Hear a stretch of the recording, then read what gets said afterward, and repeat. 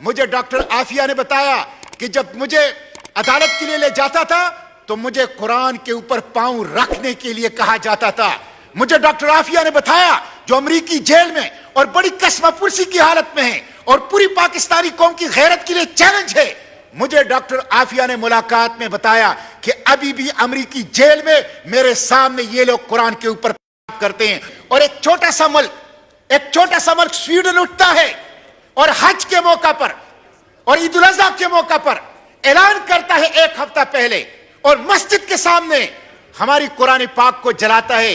कहां है 60 मुस्लिम ममालिक के हुक्मरान? कहां है 80 लाख रेगुलर आर्मी? कहां है 2.25 अरब मुसलमान? कहां है आपके वो 70% नेचुरल रिसोर्सेज? पेट्रोल है, डीजल है, गैस है और उसके साथ दीगर नेचुरल रिसोर्सेज हैं। उसकी वजह क्या है मिस्टर स्पीकर?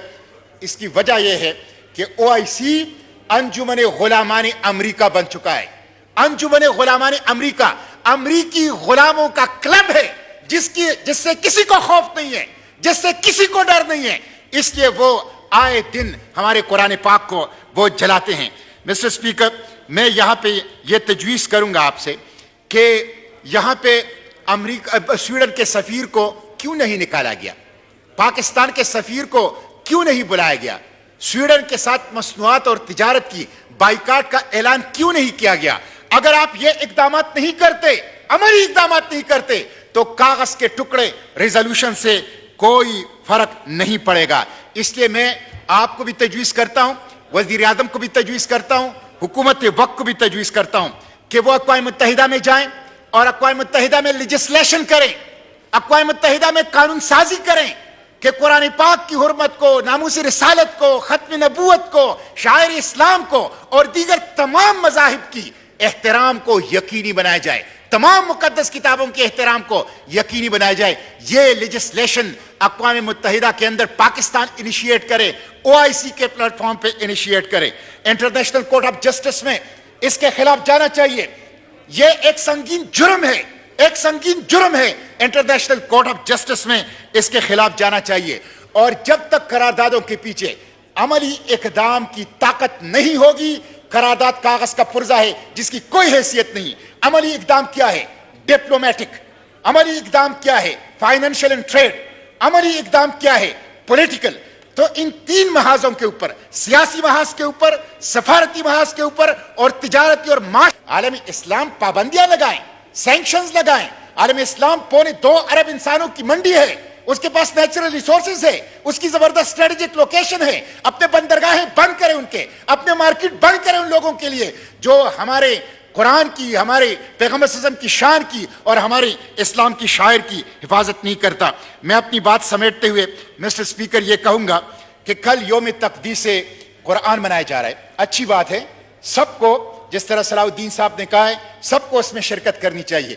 लेकिन सिर्फ यौम तक़दीस कुरान ये नहीं है कि आप एक दिन का जलसा करें। कुरान की तकदीस तो हमसे यह तकाजा करता है कि जिनेन और वेस्ट बैंक में इसराइल मुसलमानों को ज़बह कर रहा है। वो मेरा भाई है, कुरान ने उसे मेरा भाई करार दिया है। आप इसराइल के खिलाफ इकदाम करें, यह यौम तकदीस कुरान का तकाजा है। यौम तकदीस कुरान का तकाजा तो यह है कि अभी मैं अमेरिका से हो आया हूं मिस्टर स्पीकर, वहां पे डॉक्टर आफिया कौम की बेटी 20 साल से अमरीकी जेल में है। मिस्टर स्पीकर, मुझे डॉक्टर आफिया ने बताया कि जब मुझे अदालत के लिए ले जाता था तो मुझे कुरान के ऊपर पांव रखने के लिए कहा जाता था। मुझे डॉक्टर आफिया ने बताया, जो अमरीकी जेल में और बड़ी कसमपुरसी की हालत में है और पूरी पाकिस्तानी कौम की गैरत के लिए चैलेंज है, मुझे डॉक्टर आफिया ने मुलाकात में बताया कि अभी भी अमरीकी जेल में मेरे सामने ये लोग कुरान के ऊपर करते हैं और कुरान की तौहीन करते हैं। यह हमारा फर्ज है, यह हमारा फर्ज है। यह भी तकदीस कुरान है कि हम पाकिस्तान से सूद का खात्मा करें। यह भी तकदीस कुरान है कि हम कुरान के निजाम को नाफिज करें। यह भी तकदीस कुरान है कि अमेरिका और आईएमएफ की गुलामी की हथकड़ियों और जंजीरों को तोड़ दे। अगर हम ये काम नहीं कर सकते तो ना कुरान महफूज होगा, ना उम्मत मुस्लिमा महफूज होगी। इसलिए करारदाद पास करें, लेकिन उसके साथ साथ सियासी बयानबाजी से, रिटोरिक से आगे आकर खुद भी अमली इकदाम उठाएं, अपने मुल्क के अंदर भी और ओआईसी के सतह पर भी। और हुकूमत ने कहा कि ये एक इनफिरादी अमल है स्वीडन के एक फर्द का। جس کو عدالت نے اجازت دی ہے. میں سویڈن کی حکومت سے پوچھنا چاہتا ہوں, میں سویڈن کی عدالت سے پوچھنا چاہتا ہوں, کل کلا کوئی فرد سویڈن کے اندر سویڈن کا جھنڈا جلائے تو یہ اس کا انفرادی عمل ہوگا؟ کل کلا سویڈن کے اندر ایک شخص دوسرے شخص کے اوپر حملہ ہو, اسے زخمی کرے, قتل کرے تو یہ انفرادی عمل ہوگا؟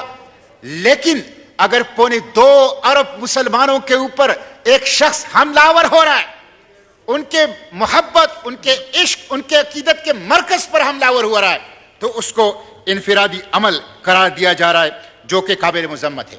مسٹر اسپیکر, یہ اسلاموفوبیا ہے. آپ کو پتہ ہے کہ 2017 میں ٹرکش میڈیا نے رپورٹ کیا ہے, صرف 2017 میں یورپ کے اندر 3000 اسلاموفوبیا کے واقعات ہوئے ہیں. اس وقت امریکہ, یورپ, انڈیا اور مغرب یہ اسلاموفوبیا کے مرض کے اندر مبتلا ہے. مسٹر اسپیکر, یہ اسلاموفوبیا کیا ہے؟ اس کے 4 کمپوننٹ ہیں. نمبر 1, قرآن, ان کے نشانے پر قرآن پاک ہے. نمبر 2, حرمت رسول, ناموس رسالت, ان کے نشانے پر اللہ کے پیغمبر صلی اللہ علیہ وسلم کی ناموس ہے. نمبر 3, عقیدہ ختم نبوت, ان کے نشانے پر عقیدہ ختم نبوت ہے. نمبر 4, شاعر اسلام, مسجد, مدرسہ, برقع, یہ شاعر اسلام. یہ 4 کمپوننٹ ہے اسلاموفوبیا کے, اور یہ 4 چیزیں اس وقت امریکہ, یورپ, انڈیا اور پورے مغرب کے اندر وہ نشانے کے اوپر ہیں اور اس کے اوپر وہ حملہ ہیں. یہاں پہ قرارداد پاس کی جا رہی ہے, اور OIC نے بھی ایک قرارداد پاس کی ہے. بدقسمتی تو مسٹر اسپیکر یہ ہے کہ OIC ڈیڈ ہارس ہے, وہ مردہ گھوڑا ہے. وہ ایک ٹوتھ لیس ریزولوشن پاس کر دیتا ہے جس میں ریٹارک ہوتا ہے, جس میں ایکشن نہیں ہوتا, جس میں دعوے ہوتے ہیں, بیان ہوتا ہے, بلند بانگ نعرے ہوتے ہیں, لیکن اس میں ایکشن بالکل نظر نہیں آتا. اس وقت ریٹارک سے زیادہ ایکشن کی ضرورت ہے, پاکستان کو بھی اور امت مسلمہ کو بھی.